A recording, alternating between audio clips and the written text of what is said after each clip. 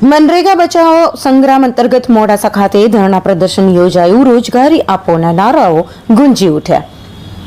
મનરેગા બચાવો સંગ્રામ અંતર્ગત આજે મોડાસા 4 રસ્તા ટાઉન હોલ સામે અરવલ્લી જિલ્લા કોંગ્રેસ સમિતિ દ્વારા પ્રતિક ઉપવાસ અને ધરણા પ્રદર્શન યોજવામાં આવ્યું હતું.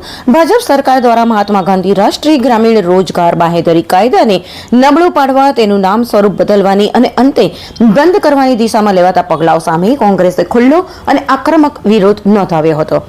જિલ્લા કોંગ્રેસ સમિતિના પ્રમુખ અરુણભાઈ પટેલે જણાવ્યું હતું કે મનરેગા માત્ર યોજના નથી, પરંતુ કરોડો ગરીબ, મજૂર અને ગ્રામીણ પરિવારો માટે રોજી રોટીની જીવનરેખા છે. ભાજપ સરકાર મનરેગામાં બજેટ કાપ, કામના દિવસો ઘટાડવા, ચૂકવણીમાં વિલંબ અને કાયદામાં ફેરફાર કરીને ગરીબ વિરોધી નીતિઓ અમલમાં મૂકી રહી છે. આ સીધો ગ્રામીણ ભારત પર હુમલો છે. અરવલ્લી જિલ્લા કોંગ્રેસ સમિતિ ચેતવણી આપી છે કે જો મનરેગા સાથેની છેડછાડ તાત્કાલિક બંધ નહીં થાય તો આંદોલન વધુ ઉગ્ર બનાવી તાલુકા, જિલ્લા અને ગ્રામ સ્તરે રસ્તા પર ઉતરી આવશે. પ્રતિક ઉપવાસ અને ધરણા પ્રદર્શનમાં જિલ્લા કોંગ્રેસના આગેવાનો, કાર્યકરો તથા મોટી સંખ્યામાં નાગરિકો જોડાયા હતા અને મનરેગા બચાવો, ગરીબ બચાવોના નારા ગુંજવ્યા હતા. આ કાર્યક્રમમાં અરુણભાઈ પટેલ, જિલ્લા પ્રભારી કીર્તિસિંહ ઝાલા, રાજેન્દ્રસિંહ ઠાકોર, કમલેન્દ્રસિંહ પુવાર, મુકેશભાઈ પરમાર, કૌશિકભાઈ પટેલ, કમલભાઈ અમીન, રેવાભાઈ સહિત તાલુકા અને જિલ્લાના આગેવાનો અને કાર્યકરો મોટી સંખ્યામાં ઉપસ્થિત રહ્યા હતા.